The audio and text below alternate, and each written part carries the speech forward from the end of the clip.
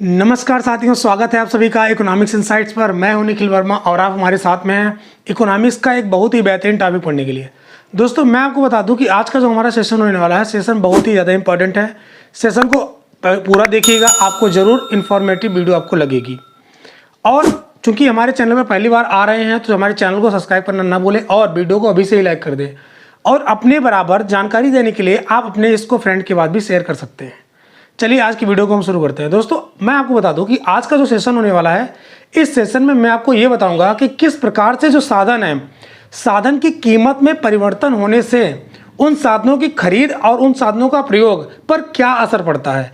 कहने का मतलब है कि अगर कोई साधन यानी लेबर और कैपिटल है, अगर उसकी प्राइस में परिवर्तन होता है तो किस प्रकार से कोई भी उत्पादक है, वह उत्पादक साधनों को किस प्रकार से खरीदता है, कितने कितने यूनिट खरीदता है और साथ ही साथ यानी उन साधनों का किस प्रकार से वो प्रयोग करता है।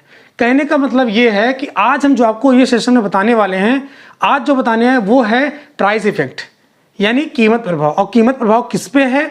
कीमत प्रभाव साधनों पर है। चलिए डायग्राम पर चलते हैं। ये आपका डायग्राम है। इस डायग्राम में हमेशा की तरह आपको दो एक्सिस दिए गए हैं, दो अक्ष दिए गए हैं और ये आपका अंडरस्टूड होना चाहिए। आपने जितने भी मैंने सेशन अटेंड किया है, सारे सेशन मैंने आपको बताया हमेशा दो ही अक्ष होते हैं, ठीक है। और कौन सा अक्ष होता है? ओ एक्स अक्ष। और उस पर आपको लेबर दिखाया जाता है यानी श्रम दिखाया जाता है। और हमेशा की तरह ही आपका ये ओ वाई अक्ष है जिस पर आपको पूंजी दिखाया गया है यानी कैपिटल दिखाया गया है। अगर इसको आप और सिंपल वे में बोलें तो यहाँ पर जो पूंजी लिखा है, पूंजी का मतलब होता है मशीन से, ठीक है ना। अब हम डायग्राम पे आते हैं। डायग्राम पे आपको देखना सबसे पहले ये है कि यहाँ पर जो आपका ए और बी, ये आपका एक समलागत रेखा है, समलागत रेखा है। और ये जो समलागत रेखा बना हुआ है, यह उत्पादक कुछ राशि को व्यय किया होगा तब ये रेखा बना हुआ है। और कुछ उत्पादक जो है जो व्यय किया है वो तो साथ ही साथ किया भी है, प्लस पूंजी और जो श्रम है इसकी कुछ निश्चित कीमत दी गई होगी। यानी कहने का मतलब है कि पूंजी की एक निश्चित कीमत और श्रम की एक निश्चित कीमत और जो उत्पादक है वो व्यय की एक निश्चित राशि को खर्च करने के बाद से आपका ये समलागत रेखा यानी ए बी का निर्माण हुआ है यानी ए बी बना हुआ है। कोई भी उत्पादक इतनी लागत लगा करके पूंजी की और श्रम की यूनिट को खरीदता है, यूनिट को यूज करता है, प्रयोग करता है। अब जब आपकी पूंजी और श्रम को इस श्रम लागत के अकॉर्डिंग वो लेता है यानी इन दोनों साधनों का कम्बिनेशन को वो चुनाव करता है, तो उस केस में आप देखेंगे कि कम लागत पर यानी लागत कॉस्ट कम आती है प्रोड्यूसर की, उस हिसाब से उसका जो उत्पादन है वो मैक्सिमम होता है। कोई भी उत्पादक हो, इसका यही हमेशा ध्येय होता है। ध्येय क्या होता है कि उसकी कॉस्ट कम आए और उसका प्रोडक्शन ज़्यादा हो। हम आप भी यही चाहते हैं कि हमारी लागत कम हो यानी हम किसी चीज़ को बनाने में कम पैसे खर्च करें और उसकी तुलना में हमें प्रोडक्शन ज़्यादा मात्रा में हो यानी हमारा उत्पादन ज़्यादा मात्रा में हो। ज़्यादा मात्रा में होगा, कॉस्ट कम लगेगी तो प्रॉफिट ज़्यादा होगा, प्रॉफिट ज़्यादा होगा तो कोई भी प्रोड्यूसर हो वो मोटिवेट होगा। हम आप भी ऐसे ही करते हैं। जैसे मान लो कोई ठेले वाला है या कोई प्रोड्यूसर है, छोटा मोटा है, वो पहली बार दुकान रख रहा है, तो जब दुकान वो रखेगा तो वो चाहेगा ना कि हमारी कम लागत हो यानी जो भी हम प्रोडक्ट अपने यहाँ ले आए सेल करने के लिए वो हमें कम मात्रा में ले। यानी कम मात्रा का मतलब ये है कि उसकी कॉस्ट कम आए और कॉस्ट कम आएगी तो वो चीज़ों को ज़्यादा मंगा के अपने यहाँ रखेगा। जब ज़्यादा अपने यहाँ मंगा के रखेगा चीज़ों को तो ज़्यादा सेल आउट करेगा, ज़्यादा प्रॉफिट होगा, वो मोटिवेट होगा और सामान लागेगा। धीरे धीरे उसका जो दुकान है, उसकी जो फर्म कह सकते हैं, वो और ज़्यादा डेवलप होगा। धीरे धीरे प्रोड्यूसर को और ज़्यादा मोटिवेशन होगा, वो और ज़्यादा सामान को अपने यहाँ लाएगा और ज़्यादा सेल आउट करेगा। इस प्रकार से वो अपना एक बाद में एक बड़ा यूनिफॉर्म खड़े कर सकता है। तो उसी प्रकार यहाँ भी है। तो किस प्रकार से कोई भी उत्पादक है, वो उत्पादक इस आर जो पॉइंट है सम लागत रेखा ए बी को जो आपका आइसो प्रोडक्ट कर रहा है यानी Q1, वो Q1 आर पॉइंट पर स्पर्श कर रहा है। और आपको पता है कि कोई भी उत्पादक है वो साधनों के विषय में उस बिंदु पर संतुलित अवस्था में होता है या उस बिंदु पर इक्विलिब्रियम की पॉइंट में होता है, इक्विलिब्रियम की सिचुएशन में होता है, जिस बिंदु पर आपका जो आइसो प्रोडक्ट कर्व है यानी समोत्पाद वक्र है वो सम लागत रेखा को जिस बिंदु पर स्पर्श करता है उस बिंदु पर कोई भी उत्पादक है वो साधनों के विषय में संतुलन की अवस्था में होता है। फिलहाल के लिए जो उत्पादक है वो यहाँ आर पॉइंट पर है। यहाँ पे आप देख रहे हैं जो पॉइंट है आर, इस आर पॉइंट पर कोई भी उत्पादक है वो संतुलन की अवस्था में है। कहने का मतलब है कि अगर वो ओ से लेकर के K1 तक पूंजी की मात्रा को ले रहा है, क्वांटिटी ऑफ कैपिटल की ले रहा है तो इतना ये लेगा। और दूसरी चीज़ ओएल जो श्रम की इकाई ले रहा है, श्रम की यूनिट को ले रहा है, इतना ले रहा है।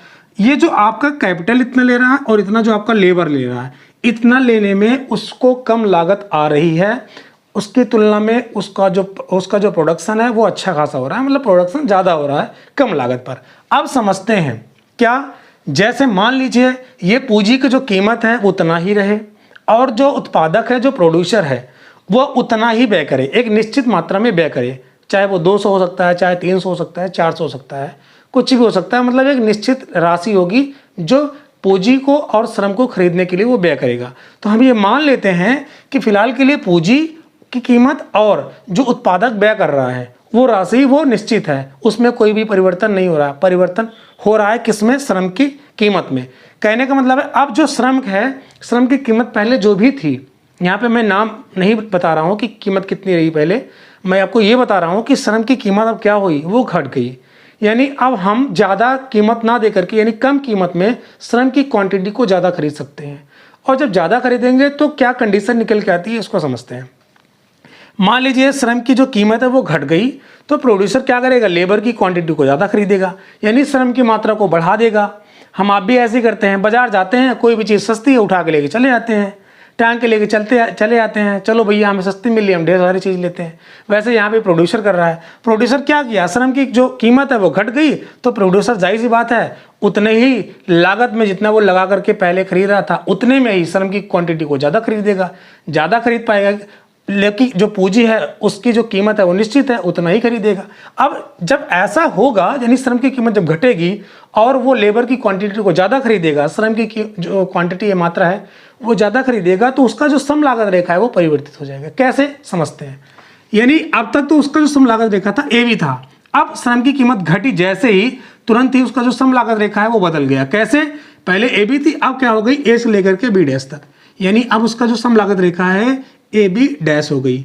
उतने ही कीमत पर, यानी उसका जो व्यय राशि पहले खर्च कर रहा था उतना ही खर्च करके अब लेबर की क्वांटिटी को बढ़ा दिया। पहले आपका जो लेबर ले रहा था ओ से लेकर L1 तक ले रहा था, लेकिन अब जब श्रम की कीमत घट गई, अब उसका जो सम लागत रेखा है ए बी डैश हो गया, जिसकी वजह से अब वो जो लेबर खरीद रहा है वो ओ से लेकर के L2 तक खरीद रहा है, यानी ओ L2 तक इतना लेबर ले रहा है। और जो पूंजी ले रहा है वो कितना ले रहा है? पहले तो वो ओ केवल ले रहा था, लेकिन अब क्या है, जब यहाँ पर इसको कोई नाम दे दे, आर मान लीजिए कि इसको हम दे देते हैं एस, ठीक है, एस दे देते हैं, तो अब वो पूंजी कितना ले रहा है? ओ K2 के बराबर ले रहा है और लेबर को ओ L2 के बराबर ले रहा है। अब यहाँ पे आप देख रहे हैं जब ये सम लागत रेखा आपका चेंज हो गया, यानी ए बी डैश बन गया, तो उस केस में जो भी प्रोड्यूसर है उसका जो संतुलन की अवस्था है वो एस पॉइंट पर है।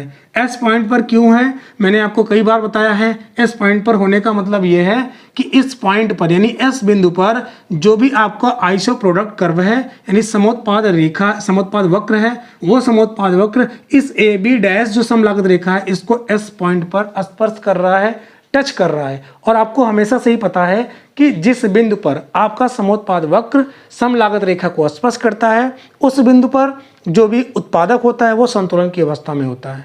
और संतुलन की अवस्था में होने के साथ ही वो एक बात को और इंडिकेट करता है कि इस बिंदु पर कोई भी अगर उत्पादक है वो उत्पादन करना चाहता है या उत्पादन की मात्रा बढ़ाना चाहता है तो उसको कम लागत देनी पड़ेगी, यानी वो कम पैसे खर्च करके उत्पादन की मात्रा को ज़्यादा करेगा। ये एस पॉइंट यही हमें बताता है, ठीक है। इक्विलिब्रियम पॉइंट में यहाँ पे प्रोड्यूसर होगा। अब समझते हैं, यहाँ पर तो यहाँ पे ये संतुलन की अवस्था में हो गया, यानी अब आप देख रहे हैं कि पहले जब श्रम की कीमत नहीं बदली थी, यानी श्रम की कीमत में कोई भी परिवर्तन नहीं हुआ था, तो उसका जो उत्पादक है उसका जो संतुलन की अवस्था था आर था, लेकिन श्रम की कीमत जैसे ही घटी उसका जो संतुलन का बिंदु है वो एस हो गया। कहने का मतलब है कि कीमत में आपने परिवर्तन किया, यानी आपने चेंज इन प्राइस, यानी परिवर्तन किया किसमें? कीमत में। तो परिवर्तन करने के दौरान आपने किस प्रकार से यहाँ साधनों का हेर फेर किया है, यानी साधनों की क्वांटिटी में परिवर्तन किया है।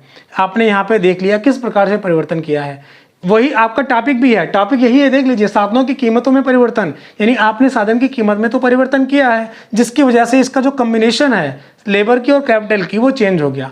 अब समझते हैं, जब भी उत्पादक है, वो आर से एस पॉइंट पर आता है, यानी एक बार संतुलन की अवस्था यहाँ पे हुई, एक बार यहाँ पे हुई।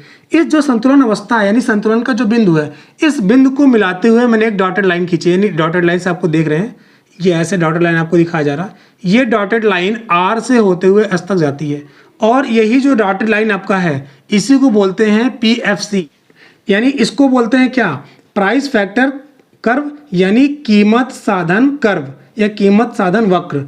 ये आपका जो डॉटेड लाइन से दिख रहा है, यानी आर से एस, आर और एस होते हुए जा रहा है, इसको बोलते हैं कीमत साधन वक्र यानी FPC, ठीक है ना। और ये पूरा चीज हो रहा है, यानी ऐसी पूरी घटनाएं जितनी घटनाएं इस आपका रेखा चित्र में हो रही हैं, उसको बोलते हैं साधन कीमत प्रभाव, यानी कीमत का किस प्रकार से साधनों पर प्रभाव पड़ रहा है। यानी कीमत में परिवर्तन हुआ तो इसकी तुलना में आपने जो साधन है उस साधनों में किस प्रकार से परिवर्तन हो रहा है, ये आपको बताता है साधन कीमत प्रभाव। और आपको जैसा कि मैंने बताया कि आर और एस से होते हुए जो डॉटेड लाइंस आपको यहाँ पे रेखा जाती हुई दिख रही है, इस रेखा को हम क्या बोलते हैं, PFC यानी price factor curve. I hope समझ में आ गया होगा। और आपको ये भी समझ में आ गया होगा कि किस प्रकार से कीमत में परिवर्तन से साधनों की कॉम्बिनेशन पर, साधनों के संयोग पर किस प्रकार से कीमत प्रभाव का असर पड़ रहा है, यानी कीमत के प्रभाव किस प्रकार से साधनों की जो कॉम्बिनेशन है उस पर उसका इफेक्ट दिख रहा है। ठीक है, सेशन थोड़ा सा छोटा जरूर होगा, और सेशन आपको अच्छा लगा हो तो सेशन को एक बार फिर से लाइक, मैं बोल दे रहा हूँ, लाइक करना ना भूलें, अपने दोस्तों के साथ भी इसको शेयर करें। और हमें इस सेशन के बारे में आप अपना पॉइंट ऑफ व्यू बताइए, यानी आपका ये सेशन आपको कैसा लगा। मिलते हैं किसी और अच्छे सेशन के साथ, तब तक के लिए अपना ख्याल रखिए, धन्यवाद।